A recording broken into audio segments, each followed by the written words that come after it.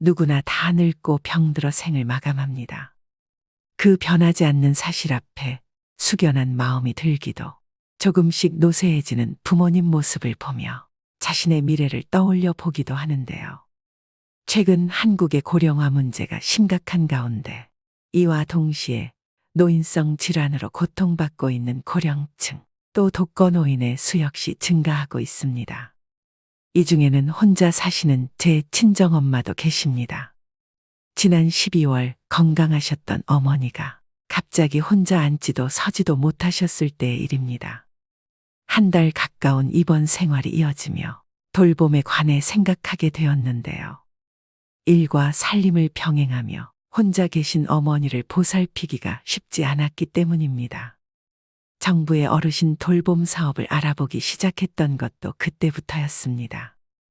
혼자 사시는 부모님이 계시다면 누구라도 같은 입장이었을지 모르겠습니다. 어머니가 다치시기 전까지 돌봄은 나와 무관한 단어인 줄 알았습니다. 나이가 들면서 그게 아니란 걸 절실히 깨닫고 있는데요. 우리는 모두 유한한 존재이고 탄생에서 장래에 이르기까지 돌봄이 필요하다고 해도 과언이 아닙니다. 즉, 엄마의 자궁에서 돌봄을 받는 태아부터 병들어 죽어가는 노인까지 돌봄이 필요하죠. 지금도 주변의 많은 사람들에게는 나이 든 부모의 돌봄 문제가 현실로 닥치고 있는데요. 그래서 오늘은 다산 정약용 선생의 가르침을 바탕으로 가족 돌봄의 현실과 가족교양에 대해 말씀드리려고 합니다. 부모님의 돌봄에 대해 고민하고 계신 분들, 또 지금도 어딘가에서는 돌봄을 절절하게 느끼고 계실 많은 분들이 이 문제에 대해 함께 생각해보는 시간이 되었으면 합니다. 80대 노부부의 이야기를 담은 영화 아무르에도 노인 돌봄에 관한 문제가 등장합니다. 평온한 노년을 보내던 어느 날 아침, 부인 안느가 의식을 잃고 병원에 실려가지만 반신불수가 되어 돌아오는데요. 영화는 이 순간부터 늙고 병든 부인을 돌보는 늙은 남편 조르주의 애틋한 돌봄에 집중합니다. 조르주는 병원을 보내지 말아달라는 부인의 부탁을 거절하지 못합니다. 이후 침대에 누워있는 아내의 수족이 되어 간병을 이어갑니다. 하지만 시간이 지나 배변을 가리지 못하자 극진한 보살핌도 한계를 느끼기 시작하는데요. 한 번씩 부모님 댁을 방문한 딸은 늙고 병들어 꼼짝도 못하는 엄마와 병간호에 지쳐가는 아버지를 바라보며 눈물을 흘립니다. 이처럼 경제 여건이 좋지 않은 자녀가 부모의 노년을 돌보지 못하는 것은 프랑스도 다르지 않았습니다. 내 몸이 상하는 건 괜찮아요. 아픈 사람이 불쌍하잖아요. 내 핏줄인데 힘들어도 끝까지 돌봐야죠. 이처럼 질병과 싸우는 고령 환자를 가족이 직접 돌보는 사례가 줄지 않고 있습니다. 환자 가족의 부담을 덜기 위해 국가는 장기요양 서비스 등 대책을 마련했지만 여전히 가족 구성원의 돌봄 의존도가 더 높은 것으로 나타났는데요.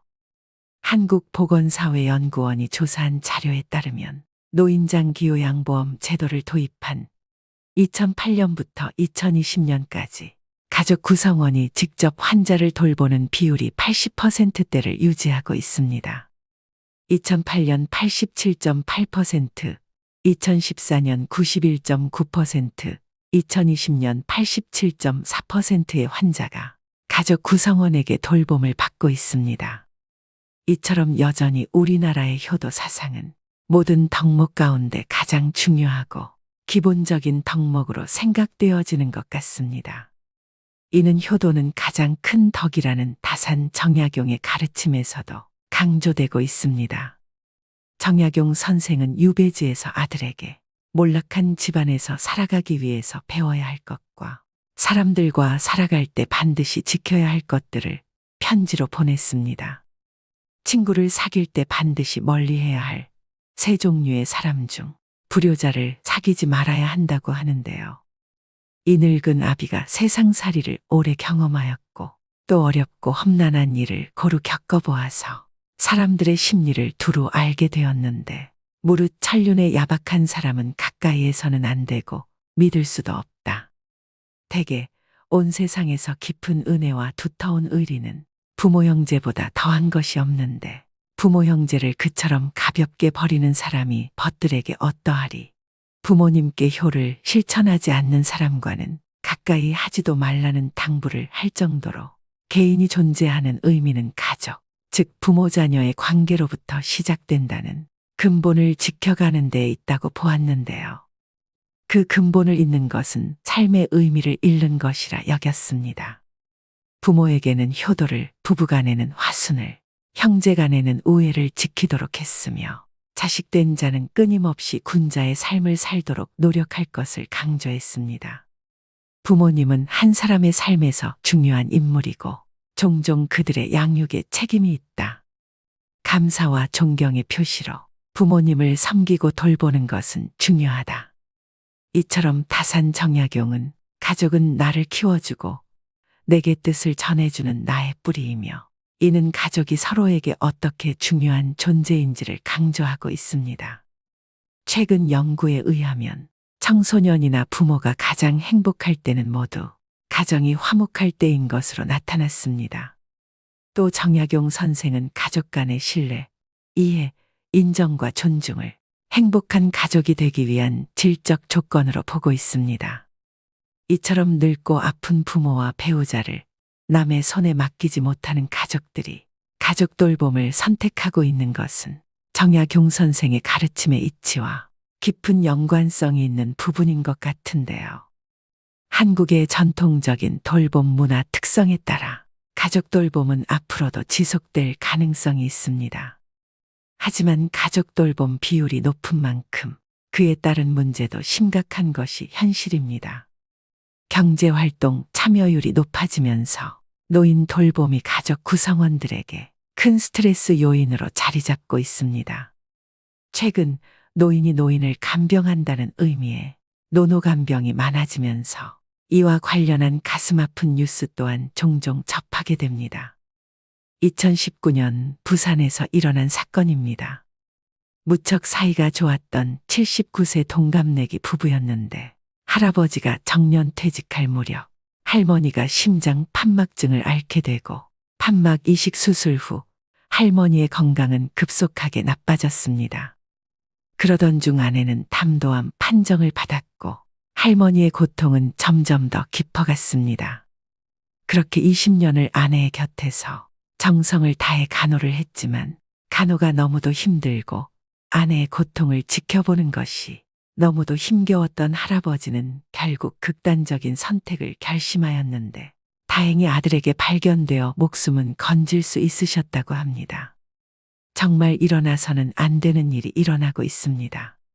하지만 시설로 보내자니 사랑하는 가족을 끝까지 돌봐주지 못했다는 죄책감과 불안감, 그로 인한 우울증에 시달리게 되는 경우도 있는데요. 부양할 세대보다 노인 세대가 많아지는 현실 앞에서 노인 돌봄은 더 이상 개인의 문제가 아닙니다. 병든 부모님을 돌본다는 것은 경제적, 물리적 시간과 더불어 정서적 돌봄까지 포함되기에 더 어려울 수 있습니다. 가족 구성원 역시 정성을 다할 수 있는 돌봄 환경 속에서 마지막 순간까지 존중받을 수 있었으면 좋겠다는 생각을 했습니다. 아무 준비 없이 뛰어든 간병인의 삶, 가장 가까이에서 사랑하는 가족이 쇠약해지는 모습을 지켜봐야 하는 가족 돌봄 체계가 무너지기 이전에 국가적인 지원과 이해, 배려가 필요한데요. 그것이 바로 가족 요양 제도입니다. 이 부모 돌봄은 주로 여성 혹은 불안정한 일자리에 있는 자녀가 맡게 되는 경우가 많았습니다. 그래서 더더욱 가족 요양 제도를 꼭 활용하셔서 돌봄 부담을 줄이셔야 되는데요. 그렇다면 가족 요양 제도란 무엇일까요? 정부는 지난 2008년부터 노인 장기요양보험 제도를 도입해 65세 이상 또는 노인성 질환을 가진 65세 미만 중 생활에 어려움을 겪는 사람에게 도움을 주는 정책을 시행 중입니다. 노인 장기요양보험 규정에 따라 돌봄이 필요한 경우 등급을 받을 수 있고 해당 등급에 따른 혜택을 누릴 수 있는데요. 우리가 흔히 알고 있는 방문요양제도는 요양보호사를 집으로 불러 활용하게 되는데 어떤 어르신은 도움은 받고 싶지만 집에 외부 사람이 오는 것이 싫다고 하는 경우도 있습니다. 이런 경우 가족 중에서 요양보호사 자격증을 취득해 직접 도움을 줄 수 있는데 이것을 가족 요양이라고 하며 가족 요양을 수행하는 사람을 가족 요양보호사라고 합니다. 가족 요양보호사는 노인 장기요양보험에서 책정한 요양보호사 급여를 받을 수 있게 되는데요. 즉, 내 가족을 돌보고 매월 급여도 받을 수 있는 제도입니다. 쉽게 말하면 원래 내가 당연히 돌봐야 할 가족을 정부의 지원금을 받으며 간병하는 개념으로 가족 간병의 경우라면 이용하지 않을 이유가 없는 제도이기 때문에 급여를 받으면서 가족을 돌보시기를 권해드립니다. 그럼 가족 요양급여를 받기 위해서는 어떤 조건을 만족해야 될까요? 먼저 도움을 받는 가족이 등급 판정을 받아야 합니다. 장기요양 등급 대상자는 65세 이상 일상생활이 어려운 어르신 또는 65세 미만의 노인성 질환을 앓고 있는 분입니다. 또 대상자의 직계 가족 중 요양보호사 자격증을 갖춘 사람이 아픈 가족을 직접 돌봐야 합니다. 마지막 조건은 요양보호사가 다른 직장을 다닐 경우엔 한 달에 160시간 미만으로 근무해야 됩니다. 가족요양보호 근무 시간은 크게 두 가지 형태로 나뉘는데요. 첫 번째는 하루에 60분씩 총 20일 근무하는 형태이며 두 번째는 하루에 90분씩 총 31일 근무하는 형태입니다. 비용은 일반적으로 정부 지원금 85%에 본인 부담금 15%이지만 차상위 계층의 경우 본인 부담금이 6%에서 9%, 기초생활수급자는 100% 정부 지원금이 나오게 됩니다. 가족요양급여를 받기 위해서는 먼저 방문요양센터에 등록하여 가족요양보호사로 활동해야 되는데요.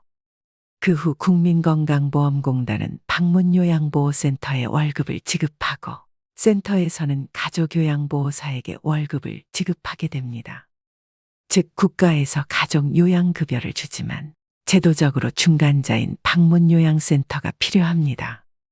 중간자 역할을 하는 방문요양센터마다 운영비와 수수료가 다르기 때문에 급여의 차이가 발생하게 됩니다. 즉, 센터의 재량에 따라 시급이 책정되므로 센터별로 차이가 있다는 점을 유념하셔야 됩니다. 그렇기 때문에 방문요양센터를 잘 선정하는 것은 매우 중요한데요. 때문에 방문요양센터를 선정하실 때 반드시 주의해야 하는 사항들이 있습니다. 첫째, 전국 최고 수준의 시급을 지급하는 센터인지를 확인해야 합니다. 둘째, 어르신들께 중요한 정보를 적합하게 제공하고 체계적인 관리가 되고 있는 센터인지 확인해야 합니다. 셋째, 믿고 신뢰할 수 있는 기업인지 확인해야 합니다. 지금부터 집중해 주시길 바랍니다. 이 모든 조건들을 가지고 있고 현재 전국에서 가족요양 최고급여를 지급하고 있는 케어링이라는 센터를 소개해 드리겠습니다. 케어링은 가족요양과 방문요양, 주간보호 등을 제공하는 대한민국 1등 요양서비스 기업으로 현재 1만 명 이상의 보호자와 어르신이 선택한 업체입니다. 현재 장민호와 정동원이 모델로 있는 대형 브랜드이고 2년 연속 소비자 만족지수 1위인 방문요양센터인데요. 또 앞서 말씀드렸듯이 전국에서 가장 높은 시급을 지급하고 있는 기업이자 보건복지부 예비 사회적 기업으로 투명하고 믿을 수 있는 곳입니다. 제일 궁금해하실 케어링의 가족요양급여는 하루 90분 기준 월 최대 116만 원, 60분 기준 월 최대 65만 원을 지급해드리고 있습니다. 현재 케어링에는 1만 명에 이르는 가족요양보호사가 활동하고 있는데요. 제 주변 지인들 중 가족요양을 하고 있는 지인들도 최근 케어링으로 방문요양센터를 대부분 옮겼을 만큼 신뢰할 수 있는 센터라고 자신있게 말씀드릴 수 있습니다. 대부분의 어르신들이 이런 국가적인 제도를 신청하려고 할 때 제일 많이 겪는 어려움은 신청 방법의 복잡함인데요. 노인장기 보험제도를 확인하려고 여러 복지기관 홈페이지에 들어가서 직접 확인해 보려 하면 어떻게 신청해야 하는지 막막하기만 하고 어렵게 느끼십니다. 또 요양보호사 자격증 취득을 위해 국비 지원은 어떻게 받는 것인지 어려움을 느끼실 수 있지만 번거롭고 힘들게 알아보시지 마시고 이 모든 과정을 케어링을 통해 한 번에 해결하실 수 있습니다. 요양 서비스에 관련해서라면 케어링이 성심성의를 다해 항상 친절하게 응대해 드립니다. 그렇다면 어떻게 이렇게 좋은 급여와 복지가 가능한지 궁금하신 분들도 계실 겁니다. 가족요양급여를 받으며 돌봄을 하시다가 그만두셔야 되는 상황이 올 수도 있습니다. 이때 케어링은 많은 경력의 베테랑 분들이 가족 돌봄 그 이상의 소임을 하시게 됩니다. 또 케어링은 100% 본사 직영 운영으로 요양보호사분들을 관리하고 교육합니다. 이것은 가족요양에 최선을 다할 수 있게 하는 원동력이기도 합니다. 또 케어링은 매년 요양보호사들의 처우 개선을 위해 다방면으로 힘쓰고 있는데요. 이는 가족요양보호사분들을 포함한 요양보호사들의 돌봄의 질로 이어지기 때문입니다. 즉, 전국 최고급여와 복지, 그리고 좋은 서비스를 제공하는 선생님들의 노력이 선순환 구조를 이루면서 국내 1위의 혜택이 가능한 것이죠. 부모를 모시고 살고 있거나 매일 방문해 돌봐야 하는 환경이라면 가족 요양 제도를 생각하시는 분들이 많으실 겁니다. 가족 요양보호사로 등록해 부모를 돌보다가 사정이 여의치 않으면 언제든지 일반 요양 일수를 늘리거나 일반 요양으로 바꿀 수 있다는 장점이 있으니 전국 최고 급여와 복지를 갖추고 있는 대한민국 1위 브랜드 케어링으로 가족요양 제도를 고려해 보시는 것은 어떨까요? 케어링 문의 전화는 152-6585로 주시면 친절한 상담으로 응대해 드립니다. 오늘의 영상 어떠셨나요? 노후와 직결되는 가족요양 제도에 대해 설명해 드렸습니다. 지금 이 순간에도 가족요양을 부담하시면서 오롯이 자식된 도리로 당연하게 부모님을 직접 케어하시는 분들도 또 본업과 병행하시느라 몸과 마음이 지친 분들도 계실 겁니다. 이런 어려운 상황에서도 내 가족의 돌봄은 내가 해야지라고 생각하시는 효자분들이 아직도 곳곳에서 많이 보이는데요. 외국 사람들이 우리나라에 와서 제일 부러워하는 것은 김치와 불고기도 파란 가을 하늘도 고궁과 민속촌도 아니라고 합니다. 그건 바로 노인을 공경하는 미풍양속이라고 하는데요. 특히 자식들이 부모를 한 집에 모시고 함께 사는 것, 서양 사람들은 그것이 그렇게도 부럽다고 합니다. 하얀 머리의 노인이 손자와 더불어 어르고 집에서 잔일을 거들며 생활에 있어서 한 중요 멤버가 되어 움직이는 것, 그것이 바로 동서고금을 막론하고 노인들이 바라는 진정한 행복이라는 주장입니다. 젊은이들이 노인에게 자리를 양보하는 것은 누가 해라 마라 해서 하는 것도 아니고 법에 규정되어 있는 것도 아니고 그냥 마음 깊은 곳에 자리 잡은 인간의 원초적 정에서 비롯되는 것입니다. 더욱이 나를 낳아준 부모와 그 부모 밑에서 20여 년을 자라는 자녀는 다를 것입니다. 그런 이유로 노년 세대를 대하는 신세대의 태도와 행동은 각별해야 된다고 생각하는데요.